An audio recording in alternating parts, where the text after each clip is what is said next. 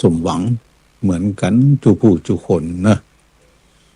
เอาละบรรดาศรัทธาสาธุชนทุกคนทุกท่าน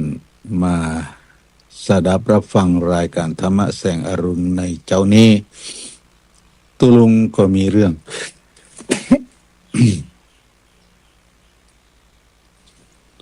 ที่อยากจะประชาสัมพันธ์หลังจากที่ท่านพระครูชลทานพิทักษ์ได้ผ่านไปแล้ว ท่านก็ได้ปรารภเหตุหลายอย่างเกิดขึ้นเนาะโดยเฉพาะอย่างยิ่ง โอ้ย สุมาเตอะ ปิดไม้บัตันปิดไม้บัตันขอสุมาตัวก็ขออนุญาตแจ้งข่าวประชาสัมพันธ์ในกิจการงานพระศาสนาในพื้นที่ที่เกี่ยวข้องเต่าที่จะรับทราบกันได้งานแรกก็คืองานเชิญร่วมพิธีวางศิลาฤกษ์สร้างเจดีย์ที่วัดดับภัยตำบลสีภูมิอำเภอเมืองจังหวัดเชียงใหม่ซึ่งความจริงข่าวนี้ก็คงจะได้ประชาสัมพันธ์การตามลำดับละหลายท่านก็คงจะรับทราบละแต่วันนี้ก็ขออนุญาตมาแจ้งเพื่อรับทราบร่วมกันแถมครั้งหนึ่งซึ่งวัดดับภัยนี่ถ้าจะว่าไปถ้าคนเคยไปก็ไปทางวัดพระสิงห์เนาะแล้วก็เลี้ยวขวาตรงไปตรงไปอยู่ใกล้ๆกับโรงเรียนอย่างนี้หอพักวัดดับภัยอยู่ใกล้ๆกับโรงเรียนหอพักวัดดับภัยนี่เป็นวัดที่มีชื่อเสียงเพราะชื่อเปิ้นค่อนข้างจะเป็นมงคลเปิ้นบอกว่าดับภัยภัยมีเหตุมีเพศมีภัยอันใดที่มันบ่ทำให้การดำเนินวิถีชีวิตเดินไปด้วยความคล่องตัวก็ไปประกอบทำบุญกันที่วัดดับภัยความจริงวัดในเชียงใหม่มีหลายวัดที่เปิดนิยมกันวัดดับภัยวัดเฉลิมพระเกียรติวัดอะไรอย่างก็วัดลอยเคราะห์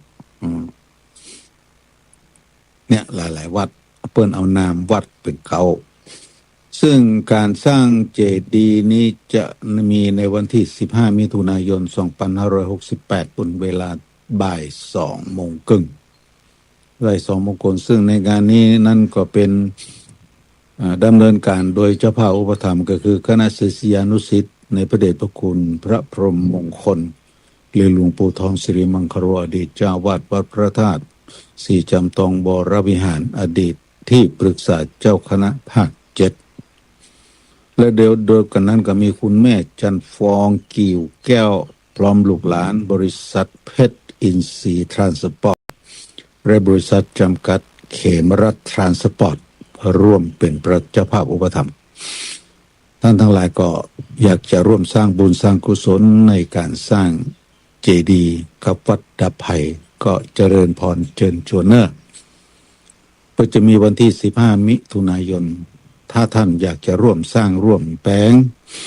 โดยปัจจัยตามจำนวนเต้าที่สามารถกระทำได้ก็สามารถติดต่อกับทางวัดได้ตั้งแต่วันนี้เป็นต้นไปจนถึง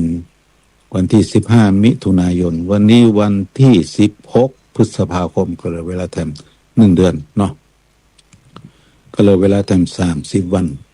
การสร้างเจดีย์นี่ถือว่าเป็นมังกละกับตัวเก่าเพราะสร้างเจดีย์นี่นะมันสร้างแล้วมันก็ตึงอยู่ห้ามตึงไปไหนบ่มีการรื้อบ่มีการถอนบ่มีการเตะบ่มีการบเป็นวัตถุที่สามารถยืนยันถึงความมั่นคงของพระพุทธศาสนา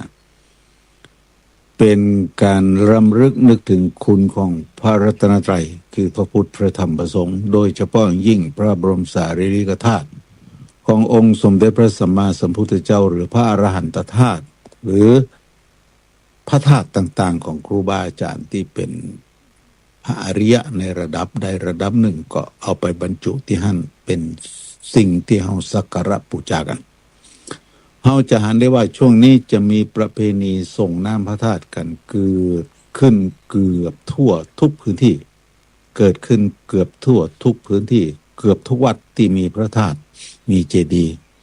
เ เป็นการส่งน้ำพระธาตุการส่งน้ำพระธาตุนี่ก็ถือว่าเป็นเรื่องที่เป็นมงคลกับตัวเก่า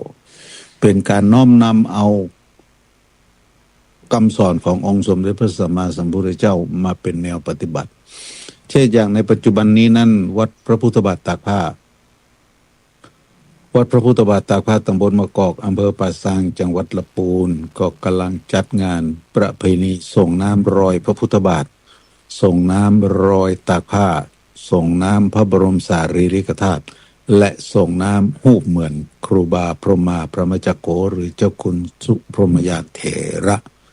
อดีตเจ้าอาวาสวัดพระพุทธบาทตากผ้าซึ่งเป็นเจ้าอาวาสองค์แรกเดชที่สร้างห้างแปลงวัดจนยิ่งใหญ่อลังการอย่างที่หมู่เฮาหันกันกำหนดเอาตั้งแต่ว่าตะวามาละงานเพิ่นมีตั้งแต่วันที่15 16 17 18ถึง19วันที่19จะเป็นวันเดือน8เหนือแฮม8ค่ำความจริงที่ผ่านมาเมื่อวันที่11ก็เป็นวันวิสาขบูชาวันวิสาขบูชาเป็นวันคล้ายวันประสูติวันตรัสรู้และวันเสด็จดับขันธปรินิพพานขององค์สมเด็จพระสัมมาสัมพุทธเจ้าในจังหวัดลำพูนก็ประกอบการส่งน้ำพระบรมสารีริกธาตุหรือส่งน้ำพระธาตุพระบรมธาตุก็มีวัดพระธาตุหริพุนชัยพระอารามหลวงเนาะได้จัดขึ้นเมื่อวันที่11ที่ผ่านมาและหลังจากนั้นแถม8วันก็คือวันที่19เป็นประเพณีอย่างเงี้ยล็อกกันเรียบร้อยเป็นวันเดือน8เหนือแฮม8ค่ำถ้าเป็นเดือนตั้งภาคกลางก็เป็นเดือน6แต่ภาคเหนือนี่เฮาว่าเดือน8วงเล็บเหนือแฮม8ค่ำซึ่งความจริงแล้ววันนี้เป็นวันสำคัญทางพระพุทธศาสนาวันหนึ่งในวันเดือน8แฮม8ค่ำนี่นะเพราะเขาเรียกว่าวันอัฐมีบูชาเป็นวันถวายพระเพลิงพุทธสรีระขององค์สมเด็จพระสัมมาสัมพุทธเจ้าของเหล่าสานุสิษย์เหล่าสาวกเหล่าพระมหากษัตริย์ต่างๆในอินเดียสมัยนั้นแต่เฮามักจะมองข้ามกันบ่ค่อยรู้เรื่องว่าวันถวายพระเพลิงพุทธสรีระคือวันใดคือหลังจากที่พระองค์เสด็จดับขันธปรินิพพานได้8วันเสด็จดับขันธปรินิพพานในวันวิสาขบูชาหลังจากนั้นแถม8วันก็จึงเข้าพิธีการในการถวายพระเพลิงพุทธสรีระขององค์สมเด็จพระสัมมาสัมพุทธเจ้าวัดพระพุทธบาทตากผ้าก็ถือเอาหีดห้อยนี้เป็นงานประเพณีส่งน้ำเกิดขึ้นส่งน้ำตั้งแต่รอยพระพุทธบาทรอยตากผ้าและพระบรมสารีริกธาตุและก็หูปเหมือนครูบาพรหมาพระมจักโกอดีตเจ้าอาวาสวัดพระพุทธบาทตากผ้าผู้ซึ่งสร้างวัดวาอารามได้อย่างอลังการบนดอยศิลาถ้าไผ่เคยมาแล้วก็จะเห็นดอยศิลาวัดพระพุทธบาทตากผ้านี้อยู่บนดอยที่เป็นหินศิลาแรงก็ขอท้องเอิญเจิญจวนนะไปแอวไปเยี่ยมไปกราบไปสักการะไปส่งน้ำการส่งน้ำรอยพระพุทธบาทก็เสมือนหนึ่งเป็นการรำลึกนึกถึงบุญคุณขององค์สมเด็จพระสัมมาสัมพุทธเจ้าซึ่งมีพระมหากรุณาธิคุณมีพระบริสุทธิคุณพระคุณของพระพุทธองค์นั้นมีมากมายอเนกอนันต์นับประการเนาะบทสวดที่เราสวดกันก็คืออิติปิโสภะคะวาอะระหังสัมมาสัมพุทโธวิชชาจารณะสัมปันโนสุขโตโรกวิทูอนุตตโรปุริสธรรมสารถิสัทธาเทวมนุษสานังพุทโธภคะวามันก็แปลความได้ว่าอรหังสัมมาสัมพุทโธอรหังเป็นพระอรหันต์สัมมาสัมพุทโธเป็นผู้ตรัสรู้ชอบโดยพระองค์เองบ่มีครูบาอาจารย์ท่านใดมาสอนหรือท่านตรัสรู้ท่านปฏิบัติด้วยตัวของท่านเองทดลองโดยวิธีการต่างๆหลังจากเข้าออกหลังจากออกพิเนศกรมคือการบรรพชาสละเพศจากคฤหัสถ์วิสัยในวรรณกษัตริย์นุ่งผ้ากาสาวพัสเมื่ออายุ29 พรรษาแล้วก็ไปตรัสรู้อนุตตรสัมมาสัมพุทธญาณเมื่ออายุได้35 พรรษา ใช้เวลา6 ปีในการคิดค้นกว่าจะตรัสรู้ได้เมื่อตรัสรู้แล้วพระองค์ก็บดดูได้นำสิ่งที่พระองค์รู้ไปเผยแผ่ไปบอกไปกล่าวชี้ทางถูกชี้ทางควรไปเหมือนดังที่เปิ้นว่าเหมือนกับจุดประทีปในที่มืดทำให้เกิดแสงสว่างทำให้มองเห็นสรรพสิ่งต่างๆได้เหมือนหงายภาชนะที่คว่ำก็หมายถึงพร้อมที่จะรับสิ่งต่างๆภาชนะใดก็ตามถ้าคว่ำอยู่ก็บ่สามารถที่จะรับเอาสิ่งของใดๆได้คำสอนของพระพุทธเจ้าก็เหมือนดังหงายภาชนะที่คว่ำและเหมือนบอกทางแก่คนหลงทางที่บ่ฮู้ทางไปหลงแล้วก็บอกคือไปต่างนั้นคือมันถูกต้องนี่คือคำสอนขององค์สมเด็จพระสัมมาสัมพุทธเจ้าเหมือนจุดประทีปในที่มืดเหมือนหงายภาชนะที่คว่ำแล้วก็เหมือนบอกทางแก่คนหลงทางคือเดินทางได้ถูกต้องเฮาก็จะน้อมรำลึกถึงรอยปฏิปทารอยพระพุทธบาทและเราจะเดินตามรอยพระพุทธบาท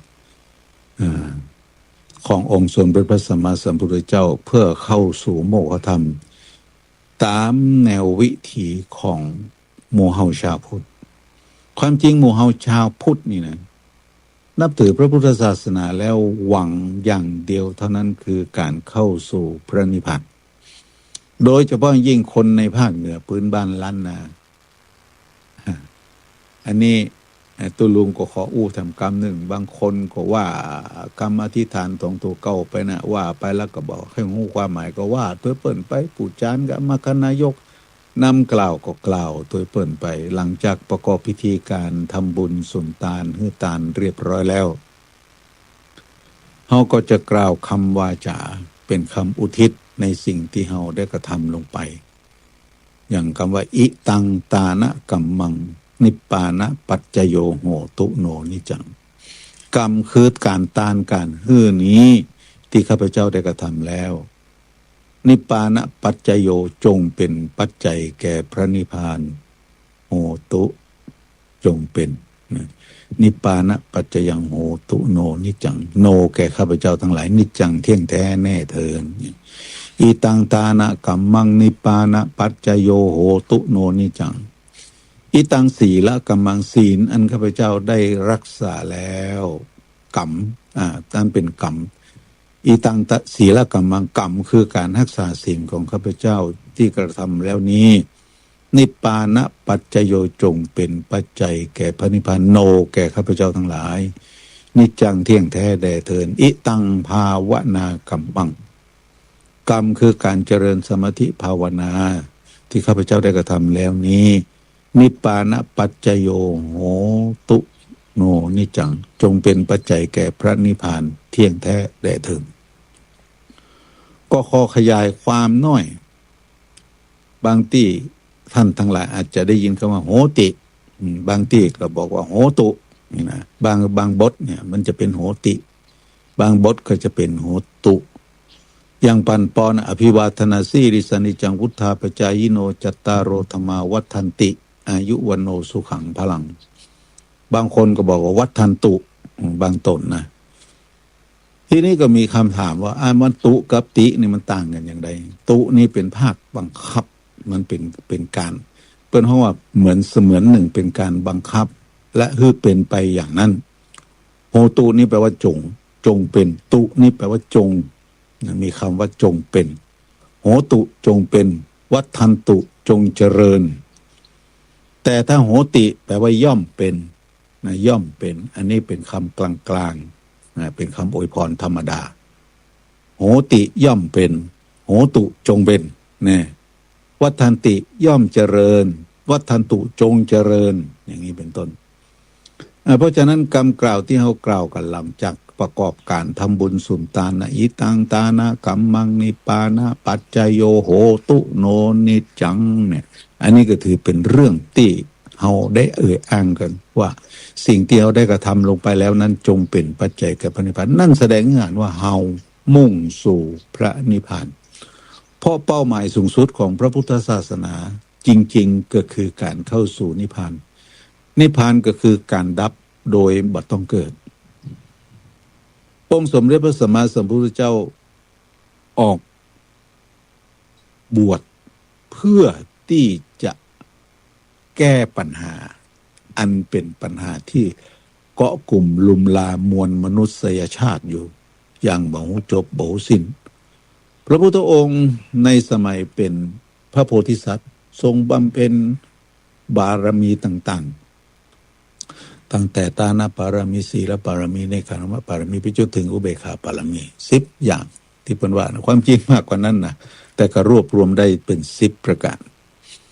โกวังเพียงเพื่อหลุดออกจากโมฆะธรรมแล้วนำเอาสิ่งที่พระองค์หูมาบอกกล่าวแก่พุทธศาสนิกชนหรือศาสนิกชนหรือผู้ที่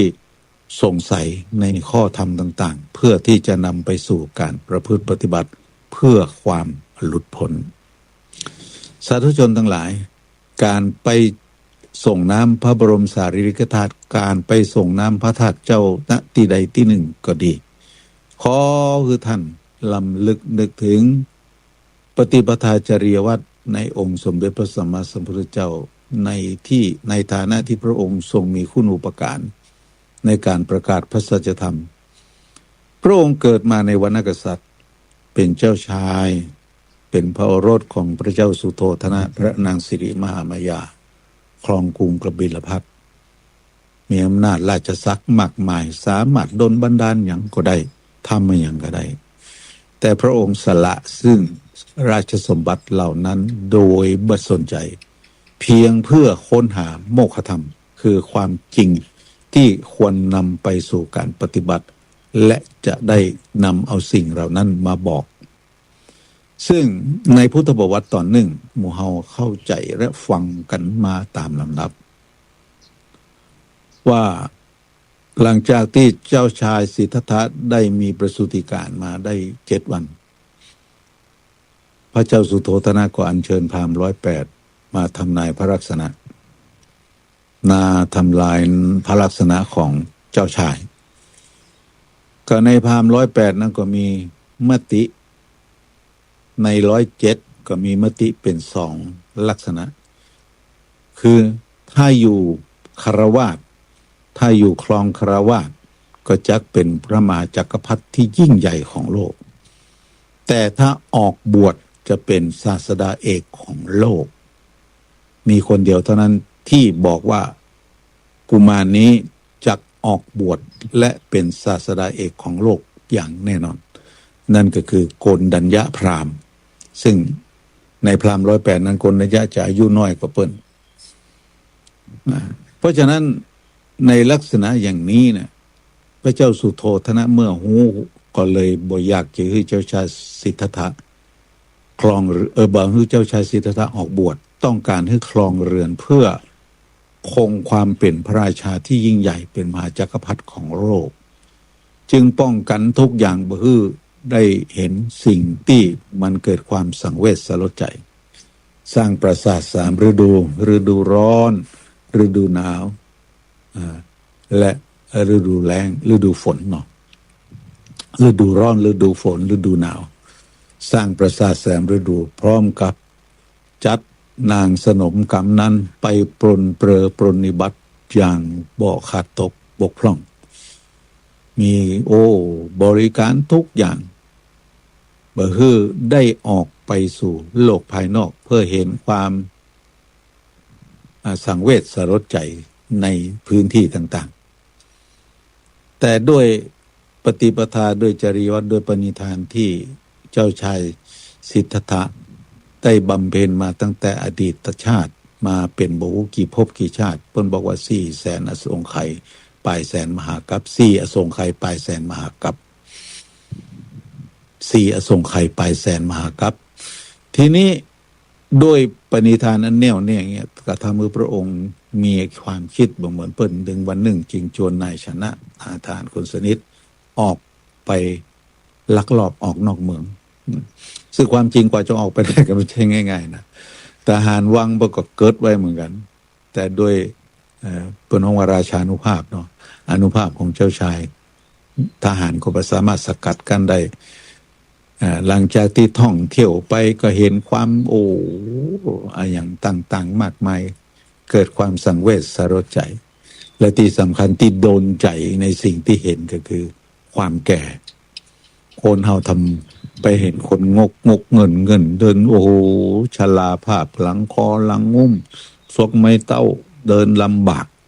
กระทำในชนะนั่นไผ่นะนั่นเพื่อเป็นอย่างนะคนแก่ทำไมต้องแก่คนเฮาเกิดมามันถึงแก่เหมือนกันแต่ไปปะคนตายแก่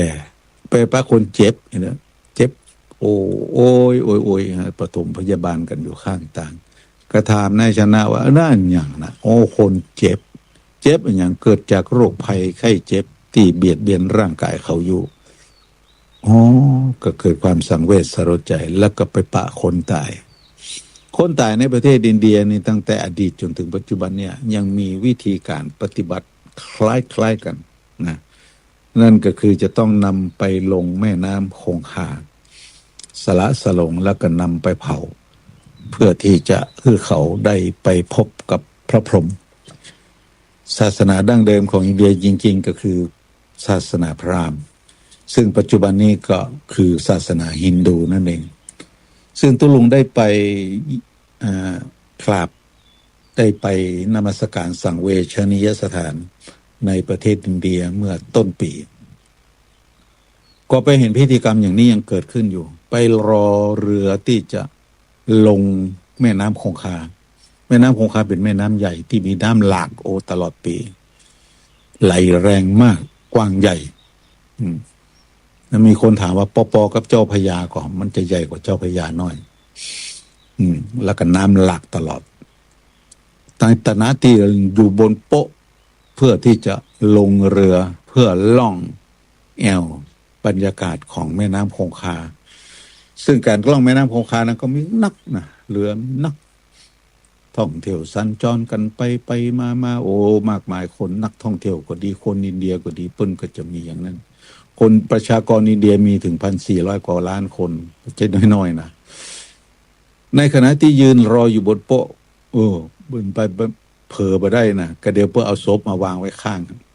เตรียมที่จะเอาลงแม่น้ำคงคาศพเขาก็เมียงนักเอาใส่ไม้หามแล้วก็พันผ้ามาใจใส่ล่องใส่หีบอย่างบ้านเฮาไม้หามเสร็จเรียบร้อยแล้วก็ได้ลงไปท่องเที่ยวในแม่น้ำคงคาก็ปรากฏว่าแสงสีข้างแม่น้ำคงคาอลังการแล้วก็มีที่เผาศพของคนที่จะมาประกอบพิธีตรงนั้นแล้วบอกว่ามีโรงแรมโรงแรมมรณะโฮเทลอีกแล้วว่า ในกรณีที่เผาประตันเพิ่นก็ต้องเอาไปไว้ที่โรงแรมนั้นเป็นที่เก็บศพแล้วก็ไม่ใช่ถูกๆนะ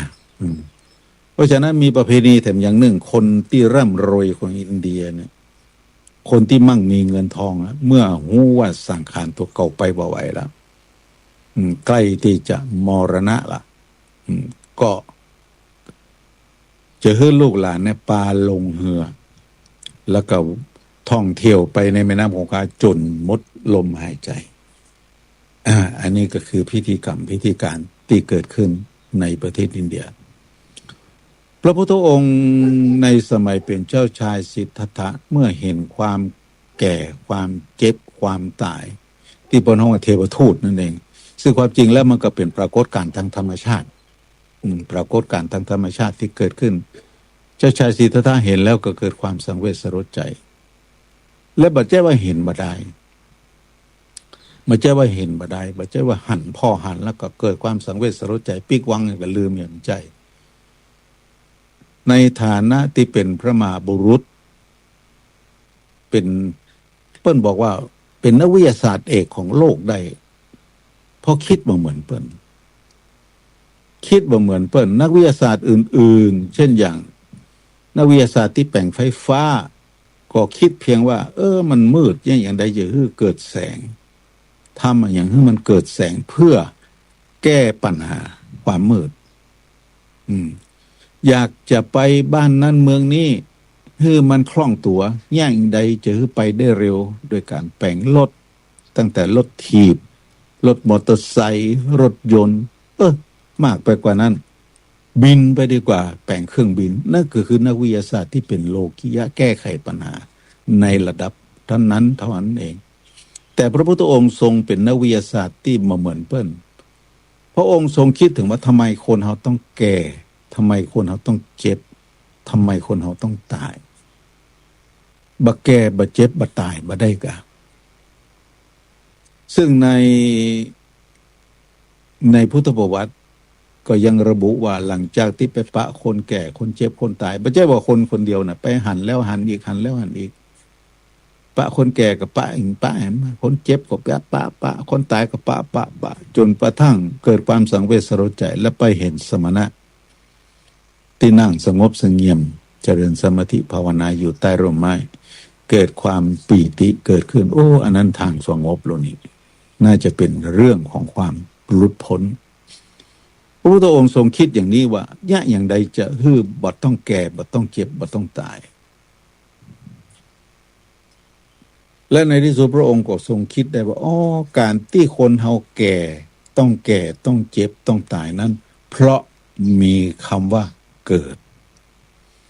เมื่อเกิดแล้วก็จะต้องแก่ต้องเจ็บต้องตายเหมือนกันทุกผู้ทุกคนคิดต่อไปเนี่ยอย่างใดจะต้องเบื่อเกิดเนี่ยอย่างใดจะต้องเบื่อเกิดเนี่ยความเป็นนักวิทยาศาสตร์ของพระพุทธองค์ล้ำไปกว่าสิ่งที่นักวิทยาศาสตร์ที่เป็นโลกิยศาสตร์ได้คิดค้นกันโลกิยศาสตร์นี่สามารถที่จะทำอำนวยความสะดวกในเรื่องราวต่างๆได้เช่นอย่างจะขึ้นตึก10 ชั้นเนี่ยอย่างใดจะต้องเบื่อเดินขึ้นคือมันเหนื่อยนักวิทยาศาสตร์ก็คิดขึ้นลิฟต์ไปห้างสรรพสินค้าบ่อยากจะเดินบันไดขึ้นเนี่ยอย่างใดมันเหนื่อยก็ไปย่ำบันไดขั้นแรกเสร็จแล้วมันก็เลื่อนไปเป็นห้องกับบันไดเลื่อนก็คิดอันนั้นเป็นโลกิยศาสตร์เป็นโลกิยะที่คิดเพื่อแก้ปัญหาในการอำนวยความสะดวกไม่ได้คิดล้ำไปกว่านั้นแต่พระพุทธองค์ทรงคิดมากกว่านั้นย่างไรจะต้องบ่แก่เจ็บตายก็คือต้องไม่ให้มีการเกิดทีนี้อย่างใดจะต้องเกิดไอ้อย่างเป็นปัจจัยที่ทำให้เกิดอะไรล่ะเป็นเหตุทำให้คนเขาต้องเกิดเวียนว่ายตายเกิดอยู่บูจักจบจักสิ้นเกิดแล้วเกิดแถมเกิดแล้วเกิดแถมเกิดแล้วเกิดแถมทำไมต้องเป็นอย่างนั้นก็ทรงออกผนวดเบิ่นออกพิเนศกรมเสร็จเรียบร้อยแล้วก็ค้นหาไปเรียนสำนักอาจารย์อาลาลดาบทอุทกดาบทจนจบได้ฌานความจริงวิชาตอนนั้นนะถ้าเป็นวิชาภายนอกพระพุทธศาสนาเนี่ยสอนให้ได้ฌานได้เหมือนกันอย่างพวกเดรัจฉีทั้งหลายนะเขาก็ได้ฌานได้อภิญญาเหมือนกันแสดงฤทธิ์ได้เหมือนกันแต่ฤทธิ์ของเขาเหล่านั้นยังเป็นฤทธิ์ที่บริสุทธิ์เป็นโลกียะเป็นไปเพื่อความข้องเกี่ยวอยู่ในโลกหลังจากที่จบหลักสูตรแล้วก็ไม่ใจสักอย่าง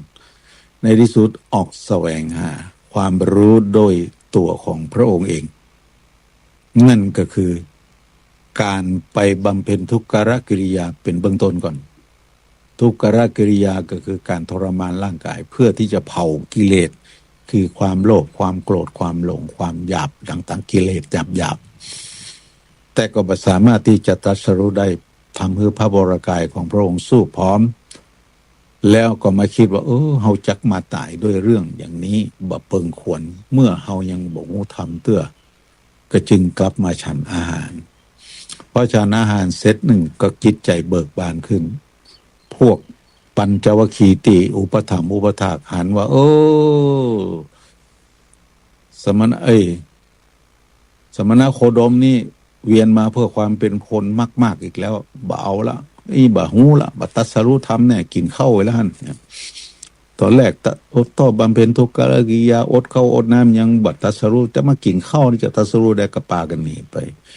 พุทธองค์ก็อาศัยช่วงนี้เป็นเครื่องที่จะทำให้เกิดการตัดสินใจในการปฏิบัติธรรมและก็บำเพ็ญสมณธรรมโดยจิตอันสงบจนกระทั่งตรัสรู้อนุตตรสัมมาสัมโพธิญาณเป็นพระอรหันต์เป็นสัมมาสัมพุทธะสัมมาสัมพุทธะคือผู้ตรัสรู้ชอบโดยพระองค์เองคุณของพระพุทธเจ้าจะมีอรหังสัมมาสัมพุทโธวิชชาจารณะสัมปันโนถึงพร้อมด้วยวิชาและจารณะวิชาก็คือความรู้จารณะก็คือการประพฤติปฏิบัติที่ไม่มีใครตำหนิพระองค์ได้ในจารณะในแนวปฏิบัติของพระองค์ท่านสุขโตเป็นผู้ไปดีแล้วไปที่ไหนดีที่หั่นโลกวิทูเป็นผู้รู้แจ้งโลกสามารถรู้เรื่องสรรพสิ่งได้หลังจากที่พระองค์ทรงตรัสรู้แล้วอนุตตโรปุริสธรรมสารถิปุริสธรรมสารถิเป็นผู้ฝึกบุรุษอนุตตโรที่ไม่มีใครอื่นยิ่งกว่าอนุตตโรปุริสธรรมสารถิเป็นผู้ฝึกสอนบุรุษผู้ควรฝึกได้อย่างไม่มีใครยิ่งกว่าสัทธาเทวมนุษย์สานังสัทธาเป็นครู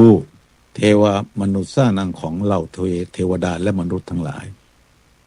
สัทธาเทวมนุษย์สานังพุทโธเป็นผู้รู้ผู้ตื่นผู้เบิกบานพระกวาเป็นผู้จำแนกทำสั่งสอนสัตว์เนี่ยนี่คุณของพระพุทธเจ้าเพราะฉะนั้นเวลาไปส่งน้ำพระบรมสารีริกธาตุไปส่งน้ำพระธาตุเจ้าไปส่งน้ำพระพุทธบาทไปส่งน้ำสถานที่สำคัญองค์พระพุทธปฏิมาประธานของวัดใดวัดหนึ่งก็ดีต้องน้อมรำลึกถึงพระคุณตัวนี้จะไปสะส่งน้ำตัวเสร็จแล้วเราขอข้าพเจ้าถูกหวยรางวัลที่หนึ่งถูกหวยรางวัลที่หนึ่งอันนั้นเอาความโลภเข้าไปเป็นตัวนำบ่ได้นะบ่ได้บุญน้อมจิตน้อมใจคือผ่องใสแล้วกระทำบำเพ็ญกันเอาละศรัทธาสาธุชนทั้งหลายวัดพระพุทธบาทท่าภาคก็จะมีเนอะการประเพณีส่งน้ำรอยพระพุทธบาทส่งน้ำรอยตักผ้าส่งน้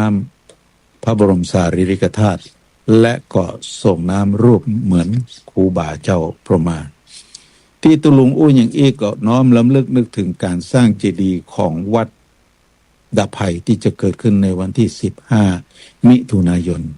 พระธาตุเจ้าที่สร้างขึ้นในแต่ละพื้นที่เป็นสัญลักษณ์ของความเป็นพระพุทธศาสนาที่ยั่งยืนถาวรท่านอยากจะไปร่วมสร้างบุญสร้างกุศลคือเกิดบุญญาบารมีกับตัวตนก็เจริญพรเจิญนะวันที่15มิถุนาแห่งงานหนึ่งก็คืองานหล่อเตียนพรรษาซึ่งอาจารย์ท่านพระครูชนประธานท่านพระครูชลประทานพิทักษ์พ่อครูเดี๋ยวกันเนอะชลทานพิทักษ์พระครูชลทานพิทักษ์ก็คงจะแนะนำแจ้งแล้วจะมีในวันที่31มิถุนายนในวันที่31มิถุนายน2518โครงการนี้เป็นการกระทำโดยกิจกรรมของเครือข่ายคลื่นสีขาวเชียงใหม่เชียงรายละปูนลำปางแป้น่านพะเยาจะกระทำกันที่วัดแม่ห้องไคล้ตำบลแม่โป่งอำเภอดอยสะเก็ดจังหวัดเชียงใหม่วันที่31มิถุนายนเป็นวันเสาร์เป็นการหล่อเทียนพรรษาซึ่งบอกว่าจะหล่อจำนวน9เล่มและจะถวายเทียนพรรษาจำนวน15วัด15เล่มแถมเล่มแรก9เล่มเนาะเสร็จแล้วก็รอเพิ่มก็จะมีการสรรหาเพิ่มเติมกัน15เปิ้นก็เลยบอกว่าขอเจริญพรเชิญชวนเป็นเจ้าภาพยอดปัจจัยถวายวัดต่างๆที่จะนำเตียนไปถวาย15วัดวัดละ1,500ถวายพระทหารเพลแด่พระสงฆ์จำนวน30โต๊ะละ 1,000 บาทก็ติดต่อขอบริจาคได้ที่ท่านพระครูชลทานพิทักษ์หรือตุลุงแดงโทรศัพท์ก็คงหูแล้วเนาะหลวงพ่อเพิ่นบอกละ0817964608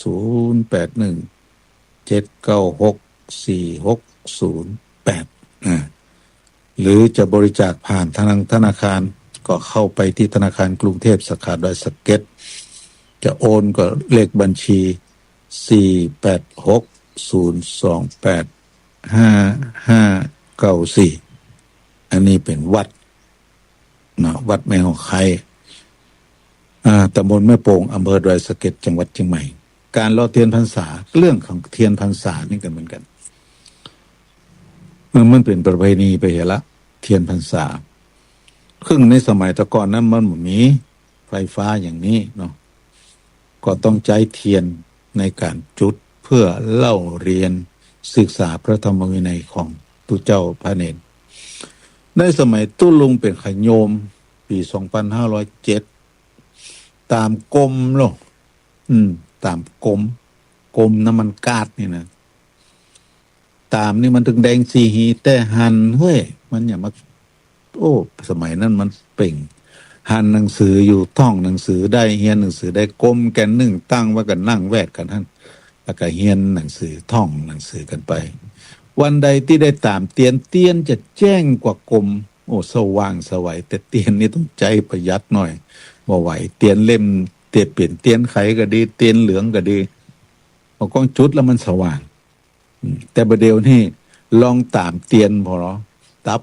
ไฟฟ้าแล้วก็ตามเตียนมันก็แดงสีตึมหันอย่างเพราะฉะนั้นเทียนพรรษานี่สมัยแต่ก่อนนี่เปิ้นใจแล้วศึกษาเราเรียนทอตู้เจ้าในช่วงเข้าพรรษานี่เปิ้นบ่คือไปไหนเปิ้นฮืออยู่วัดอยู่ว่าห้ามเดินสัญจรไปไหนโดยไม่จำเป็นคืออยู่วัดซึ่งถ้าออกพรรษาแล้วสามารถที่จะจาริกแสวงบุญไปในที่ต่างๆได้แต่ในพรรษานี่ขอหยุดยังอยู่ในอารามใดอารามหนึ่งวัดใดวัดหนึ่งเป็นเวลา3 เดือนเป็นช่วงไตรมาสหนึ่งก็ใช้เวลาเมื่อคืนศึกษาเราเรียนพระธรรมวินัยก็จะตามเตียนกันตามเตียนเล่มน้อยมันก็เสี่ยงโวย เปิ้ลก็เลยรอเตียนเล่มใหญ่เป็นเทียนพรรษาแต่ประเด็นนี้เทียนพรรษาจะใช้ปูจาหน้าพระพุทธปฏิมาประธานของแต่ละวัดในเวลาประกอบศาสนกิจในวัดนั้นก็เป็นการสืบสานฮีดหอยเป็นการน้อมลำลึกถึงอดีตการที่ผ่านมาการประกาศพระสัจธรรมของครูบาอาจารย์พระเถราจารย์พระเกจิอาจารย์ต่างๆที่ผ่านมาในโลกหนึ่งช่วงหนึ่งในอดีตการที่ผ่านมาจนพระธรรมคำสอนขององค์สมเด็จพระสัมมาสัมพุทธเจ้าสืบทอดมาถึงเอาจนถึงทุกวันนี้นั้นก็ด้วยอาศัยแสงเทียนในอดีตอาศัยแสงเทียนในอดีตเป็นตัวส่องทำให้เห็นเนื้อหาธรรมะเนื้อหาของหนังสือที่เป็นเรื่องราวนั้นการจัดการต่อเทียนพรรษาจึงเป็นเรื่องของการรำลึกนึกถึงอดีตการเป็นประเพณีเป็นพุทธประเพณีน้อมนำเอาเรื่องของเทียนซึ่งความจริงแล้วคำว่าเทียนเนี่ยมันมีเหตุอย่างหนึ่งนะทีนี้ขอบอกอยู่อย่างหนึ่งว่าการถวายเทียนเนี่ยเปิ้นนิยมถวายคู่เทียนพรรษาเทียนอย่างไรจ้างถ้าจะนำถวายเนี่ยเปิ้นนิยมถวายเป็นคู่ในกรรมถวายที่นักปราชญ์หรือคนแต่งเปิ้นแต่งเกิดขึ้นมาเปิ้นจะแต่งด้วยคำว่าปฏิปยุคานิคู่แห่งประทีปคู่แห่งเทียนปฏิปยุคังเนี่ยยุคะแปลว่าคู่ยุคนน่ะคู่ยุคนละบาทก็คือพระพุทธยุคนละบาทก็คือเท้าทั้งสองอย่างที่เขากล่าวกันว่าจะตามรอยพระยุคลบาทพระยุคลบาทก็คือเท้าทั้งสองบาทก็คือเท้าในพระมหากษัตริย์เจ้าในพระมหากษัตริย์ในสถาบันพระมหากษัตริย์เราจะใช้คำว่ายุคลบาทยุคนแปลว่าคู่เพราะฉะนั้นในกรรมถวายเพื่อจะมีปฏิปยุคานี้ปฏิปยุคังปฏิปยุคัสสะอะไรก็แล้วแต่ยุคะแปลว่าคู่ปฏิปะแปลว่าเทียนแปลว่าประทีปนั่นเองเปิ้ลนิยมถวายคู่เพราะอย่างเพราะท่านทั้งหลายสังเกตเห็นเวลาเขาจะประกอบพิธีทางศาสนาจะมีโต๊ะหมู่บูชาอยู่มีพระพุทธรูปตั้งอยู่มีแจกันตั้งอยู่ประดับแล้วก็มีเทียน2 เล่มมีธูป3 ดอกเนี่ยเทียนจะเป็นเทียน2 เล่มเสมอไปบ่มีเทียนเล่มเดียวในโต๊ะหมู่บูชาสาเหตุที่ใจเทียน2 เล่มก็ต่างที่หูนะใจปูจาพระธรรมและพระวินัยขององค์สมเด็จพระสัมมาสัมพุทธเจ้าพระธรรมกับพระวินัยเนี่ยเสมือนแสงสว่าง เสมือนสิ่งที่ทำให้เกิดความสว่างในในสมองในจิตในใจทำให้มองเห็นสิ่งดีสิ่งเลวอันใดควรเว้นอันใดควรทำอันใดควรละอันใดควรกำไว้นะแสงสว่างนี่มีคุณูปการเพราะฉะนั้นเทียนเนี่ยจึงเป็นสัญลักษณ์ของความสว่างไสวไม่ใช่ว่าสว่างไสวในเรื่องของแสงบ่ได้เป็นความสว่างไสวในจิตในใจตัวเองเป็นความสว่างไสวในจิตในใจตัวเองจุดเทียน2 เล่มเทียน1 เล่ม 1จุดทีจุดบูชาพระธรรมคือคำสั่งสอนที่บอกคือทำแล้วจะได้ดีแถมเล่ม 1เป็นพระวินัยพระวินัยก็คือเรื่องของศีลทั้งหลายแหละนั่นเองข้อห้ามก็คือถ้าหากปฏิบัติตามศีลโดยไม่ละเมิดศีลก็จะเกิดความสวยสดงดงามความสว่างไสวความสำเร็จในการประกอบสัมมาอาชีวะอันนี้เป็นเรื่องที่หมู่เฮาจะต้องเข้าใจเพราะฉะนั้นเทียนจึงเป็นเรื่องจำเป็นจึงเป็นเรื่องที่สามารถที่จะสะท้อนถึงความถูกต้องดีงามในพิธีกรรมทางพระพุทธศาสนาได้เพราะฉะนั้นการถวายเทียนนี่จึงนิยมถวายเทียนเป็นคู่เพื่อเป็นการปูชาพระธรรมกับพระวินัยในสิ่งที่พระองค์ทรงตรัสบอกว่าจะเป็นเรื่องของพระธรรมปฏิบัติตามพระวินัยเป็นเรื่องของข้อห้ามซึ่งความจริงเรื่องพระวินัยนี่นะพระพุทธองค์บ่ได้กำหนดนะพระพุทธองค์บ่ได้บอกนะว่าห้ามบ่ใช่พระพุทธองค์ไม่ได้ทรงบัญญัติพระวินัยและใครเป็นคนบัญญัติคณะสงฆ์เป็นผู้บัญญัติในสมัยครั้งพุทธกาลน่ะจะเห็นได้ว่าเวลาเริ่มต้นของพุทธกาลจริงๆเนี่ยบ่มีข้อห้ามตุเจ้าจะยิ่งอย่างก็ได้ตุเจ้าไปบิณฑบาตเมื่อคืนก็ได้เมื่อค่ำก็ได้ไปบิณฑบาตได้ไปทำอย่างต่างๆไปกินเหล้าได้ อันนี้เป็นเรื่องของ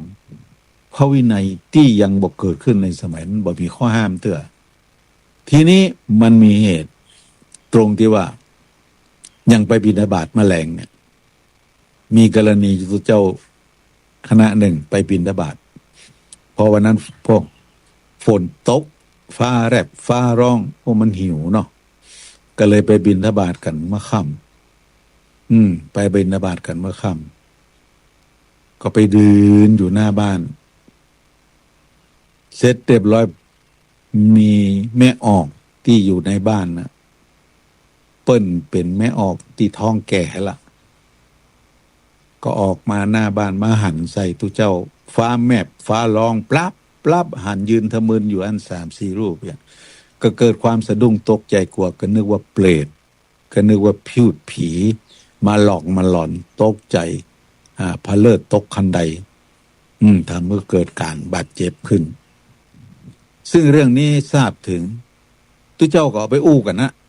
ตุเจ้าก็เอาไปโจทย์จันกันโอ้ตะกี้ไปบิณฑบาตโอ้ต้องแม่ออกตกคันใดบ่โตมันอย่างไรมันหันฆ่ากันนึกว่าผีนะก็ให้อู้กันเนี่ยพระเจ้าหูก็เลยไปถามว่าภิกษุทั้งหลายเธอสนทนาด้วยเรื่องอะไรกันตุเจ้าเหล่านั้นก็เล่าฟังพระเจ้าก็ประชุมสงฆ์ประชุมสงฆ์พระเจ้าบอกห้ามนะพระเจ้าประชุมสงฆ์แล้วก็ถามภิกษุทั้งหลายว่าการกระทำอย่างนั้นเหมาะควรไหมเหมาะไหมเหมาะสมไหมเหล่าภิกษุทั้งหลายก็บอกว่าบ่เหมาะสมพระพุทธเจ้าข้าถ้าอย่างนั้นเขาแย่งใดห้ามไปบิณฑบาตห้ามฉันเวลาวิกาลบัญญัติเป็นข้อห้ามเลยเนาะเป็นข้อห้ามเป็นมติของสงฆ์ห้ามบ่ฮึเกิดขึ้นแถมตั้งแต่บัดนี้เป็นต้นไปห้ามฉันในเวลาวิกาลในเวลาวิกาลที่ว่านั้นความจริงแล้วมันก็มีคำนิยามหลายลักษณะแต่เขาก็จะมาสรุปตรงที่ว่าหลังจากเที่ยงไปแล้วหลังจากเที่ยงนี้ไม่ใช่เที่ยงนาฬิกานะเป็นเที่ยงของดวงอาทิตย์ที่คล้อยทำให้เกิดเงาได้ตามหลักถ้ามันตรงศีรษะเขาเนี่ยก็ยังถือเป็นความเที่ยงอยู่หลังจากนั้นถ้ามันคล้อยไปและทำให้ร่างเขาหรือว่าสิ่งต่างๆทำให้เกิดเงาเปิ้นห้องว่านั่นแหละเป็นเวลาวิกาลก็เลยห้ามกันเนี่ยอย่างทุกเจ้าตัวหนึ่งชื่อสุทินนะ เป็นต้นบัญญัติเหมือนกันแต่ทุกเจ้าตนใดก็ตามที่ต้นบัญญัติจะบ่ถือว่าเป็นผู้มีความผิดอย่างพระสุทินนี่ก็เหมือนกันมาบวชเป็นทายาทของพระบดีมีเงินมาบวชในพระพุทธศาสนาเสร็จเรียบร้อยแล้วมีอยู่คราวหนึ่งพระพุทธองค์จะเสด็จไปเมืองอื่นก็จะเอาเหล่าสาวกไปตัวเองสุทินก็เลยบอกคือพ่อแม่ทั้งหลายว่าพ่อคนผู้เนื้อเฮามันได้อยู่เนื้อจะได้ไปเมืองสมัยแต่ก่อนเพิ่นเดินไปหรอกเดินไปเป็นเดือนเป็นปีเสร็จแล้วพ่อแม่โอ้ไปอย่างอี้ล้ำเหลือบมันเมินล้ำใบกล้าเอาอีดีกว่าบัดเดี๋ยวเนี่ยทายาทก็บ่มีสักคนเตื้อท่านก็ได้มีเมียอยู่แล้วเอามาแปลงลูกคือกำเพื่อสืบทายาทพระสุทินก็โอ้อ้างก็ได้ตอนแรกจะคือไปนอนบ้านเหมาเอาไปเป็นเตื้อเอาเนี่ยพระสุทินก็ไปนอนตัวเมียไปเตื้อพระสุทินน่ะเราภิกษุทั้งหลายหูก็เลยโจดจันกันโอ้ตุทินบัดเดียวนี่บัดธรรมดาเนอะข้ามมากับปิกไปนอนตัวเมียที่บ้านท้องปรีเปรมกับเสมสันความหูของพระพุทธเจ้าก็มาถามนะว่าภิกษุทั้งหลายเธอสนทนากันด้วยเรื่องอะไรพระเจ้าก็บอกพระเจ้าก็ประชุมสงฆ์เสร็จเรียบร้อยแล้วก็ถ้าอย่างใดดีห้ามเด็ดขาดห้ามเสพเมถุนถ้าไผเสพเมถุนอยู่แล้วต้องปรับอาบัติให้ลาสิกขานั่นก็คือปราชิกอย่างบิณฑบาตนี่ก็เหมือนกันฉันภัตตาหารนะเวลาที่วิกาลก็ห้ามถ้าไผฝ่าฝืนแล้วก็ปรับอาบัติปาจิตตีอย่างนี้เป็นต้นแต่เรื่องของการเสพเมถุนนี่ก็ลึกเข้าไปแถมถ้าเสพเมถุนเมียปราชิกไหมปราชิกถ้าเสพเมถุนซัดหรอเสพเมถุนทวารหนักหรอทวารเบาหรอห้ามหมดทุกอย่างในเรื่องของการทำให้การละเมิดล่วงละเมิดทางเพศห้ามเลยเด็ดขาดเป็นต้นบัญญัติพระสุทินบ่ผิดนะพระสุทินต้นบัญญัติจะไม่มีความผิดเพราะเป็นต้นบัญญัติก็เลยห้ามอย่างนี้เป็นต้นตุเจ้ากินเหล้ากันเหมือนกันแต่ก่อนมีตุเจ้าตนหนึ่งเตะทำเก่งเสียงดีไพเราะศรัทธานิมนต์ไปเตะนั่นเตะนี่โอ้ปู่จักได้ยุดได้ยังก็ยังว่านะไปเตะที่หนึ่งก็ถวายน้ำจันทร์น้ำจันทร์กรึบปิกไปต่อทำบ้านหนึ่งไปเตะถวายน้ำจันทร์กรึบมันหลายกรึบเข้าปิกปัดเตวมาโซซัสโซเซเข้าประตูวัดได้สักคำนอนยุบอาปาบอยู่ประตูวัดตูเจ้าทั้งหลายแจ้งมาก็ไปบิณฑบาตเห็นตูเจ้านอนปวดโทโรสะบงหวันแอวมันน้ำลายไหลเต้มาเฝ้าอย่างเกิดความสังเวชกันก็เอาไปโจดจันกันในธรรมสภาพระพุทธเจ้าโง่ก็เลยมาถามว่าพวกเธอสนทนากันด้วยเรื่องอะไร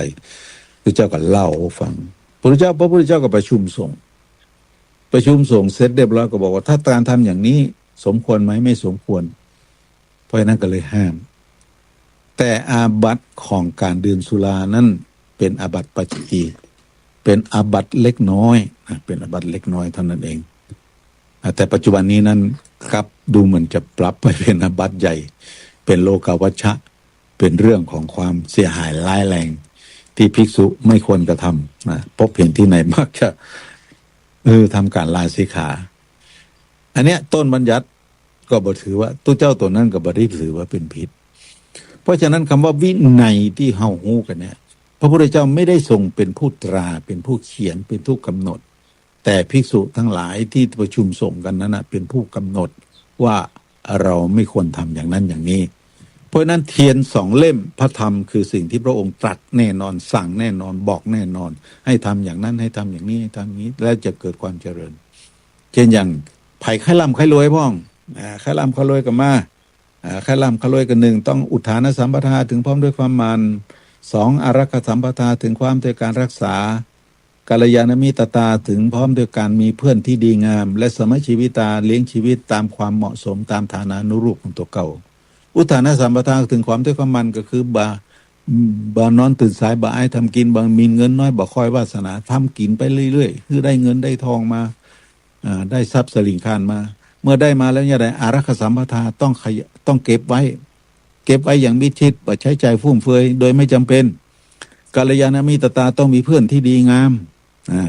เพื่อนที่แนะประโยชน์เพื่อนที่พาจะสร้างสรรค์คุณงามความดีให้เกิดขึ้นแก่เรา เพื่อนไม่ใช่เพื่อนเลวเป็นเพื่อนแต่เป็นเพื่อนที่แนะประโยชน์และก็สามารถชีวิตตาดำรงตนดำรงตัวให้เหมาะกับชีวิตของตัวเก่าบ่ใช่ว่าวันนี้กูได้เป็นคนธรรมดาบอกกองกูเป็นนายกแล้วนายกเทศมนตรีนายกอบตนายกอบจปวดเต้าจ่ายเงินวันหมื่นวันปันมาได้มันต้องใช้ชีวิตให้เหมือนเสมอต้นเสมอไปกูเป็นคนธรรมดาก็มอบอกกองเป็นป้อหลวงแล้วปวดโทษอย่าบ่ได้เป็นกำนันแล้วเป็นอย่างนั้นบ่ได้สมัยชีวิตตาคือการดำเนินชีวิตตามปกติเพราะฉะนั้นภัยไข้ร่ำไข้โรยต้องหนึ่งอุทานสัมปทาถึงพร้อมด้วยคำมันสองอารักขสัมปทาถึงพร้อมด้วยการรักษากัลยาณมิตรตาถึงพร้อมด้วยเป็นผู้มีเพื่อนที่ดีงามและสมัยชีวิตตาเลี้ยงชีวิตที่เหมาะสมตามฐานานุรูปของตัวเก่าอันนี้คือคำสอนขององค์สมเด็จพระสัมมาสัมพุทธเจ้าอย่างภัยไข้คือเปิ้นฮักเปิ้นหุ่มเปิ้นชอบเปิ้นนิยมก็ใจธรรมะของพระองค์ไปปฏิบัติทานปิยวาจาอัตถจริยาสมานัตตาทานก็คือรู้จักให้รู้จักแบ่งปันให้เปิ้นมีอย่างก็แบ่งปันให้เปิ้นไปจะไปขี้จิสองปิยวาจาอุ้มม่วนจาหวานจะไปปากกระโชกโคกหักด่าเปิ้นด่าด้วยค่าเปิ้นมาดิปิยวาจาอัตถจริยาทำตนให้เป็นประโยชน์เนี่ยอย่างทำเพื่อเปิ้นได้ทำช่วยเหลือได้ช่วยอย่างนี้เป็นต้นแล้วก็สมานัตตาประพฤติตัวประพฤติตนคือเหมาะสมแก่ฐานานุรูปอย่างนี้เป็นต้นเนี่ยคุณธรรมเหล่านี้เป็นคำสอนขององค์สมเด็จพระสัมมาสัมพุทธเจ้าที่เขาเรียกว่าพระธรรมความจริงพระธรรมของพระพุทธเจ้าที่ปนบอกว่า 84,000 พระธรรมขันธ์ทั้งพระสูตรทั้งพระวินัยพระอภิธรรมน่ะมันยังน้อยไปโดยซ้ำไปมากมายมหาศาลจะจำแนกออกมาแล้วโอ้โหเป็นเรื่องราวใหญ่โต